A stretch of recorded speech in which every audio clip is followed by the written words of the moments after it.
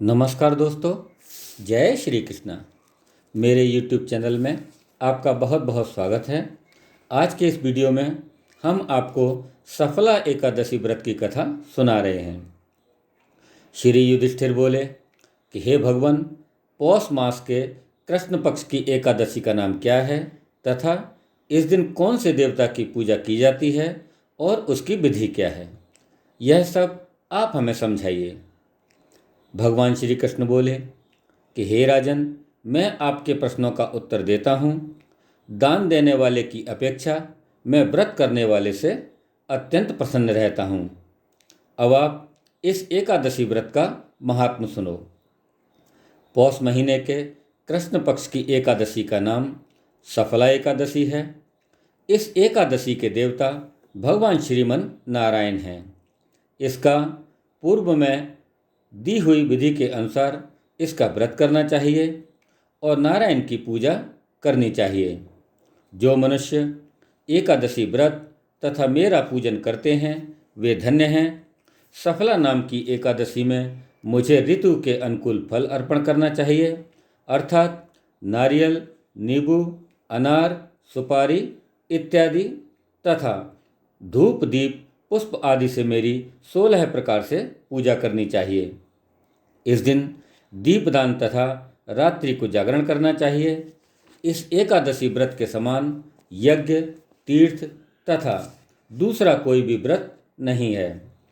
मनुष्य को 5 सहस्त्र तपस्या करने से जो पुण्य फल मिलता है वह पुण्य फल भक्तिपूर्वक रात्रि जागरण सहित सफला एकादशी के व्रत करने से मिलता है। हे राजन, अब आप सफला एकादशी की कथा को ध्यानपूर्वक सुनिए। चंपावती नगरी में एक माहिष्मान नाम का राजा राज्य करता था। उसके 4 पुत्र थे। इन पुत्रों में सबसे बड़ा लुमाक नामक राजा का पुत्र महापापी था। वह सदैव पर स्त्री गमन तथा वेश्याओं के यहाँ अपने पिता का धन नष्ट किया करता था। वह देवता, ब्राह्मण, वैष्णव आदि की निंदा किया करता था। जब पिता को अपने बड़े पुत्र के बारे में समाचार ज्ञात हुआ तब उन्होंने उसको अपने राज्य से निकाल दिया। जब लुम्पक सबके द्वारा त्याग कर दिया गया तब वह विचार करने लगा कि अब मैं क्या करूं और कहाँ जाऊं। अंत में वह दिन में वन में रहने लगा और रात्रि को अपने पिता की नगरी में चोरी तथा अन्य कुकर्म करने लगा।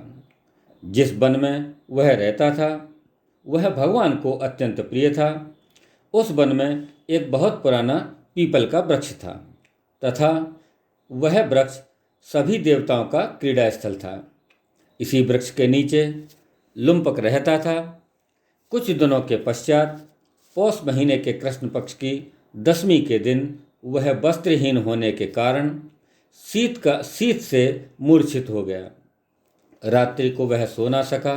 उसके हाथ पैर जकड़ गए। उसे उस दिन उसकी रात्रि भी बड़ी कठिनता से बीती और सूर्य नारायण के उदय होने पर भी उसकी मूर्छा नहीं गई। सफला एकादशी के मध्याह्न तक वह दुराचारी मूर्छित ही पड़ा रहा। जब सूर्य भगवान की गर्मी से उसे होश आया तो वह अपने स्थान से उठकर वन से भोजन की खोज में निकल पड़ा। उस दिन वह जीवों को मारने में असमर्थ था, इसलिए जमीन पर गिरे हुए फलों को लेकर पीपल के वृक्ष के नीचे आया। जब सूर्य भगवान अस्तांचल को प्रस्थान कर गए तब फलों को पीपल की जड़ के पास रखकर कहने लगा कि हे भगवान, इन फलों से आप ही तृप्त होवें। ऐसा कहकर वह जोर जोर से रोने लगा और रात्रि को उसे नींद भी नहीं आई।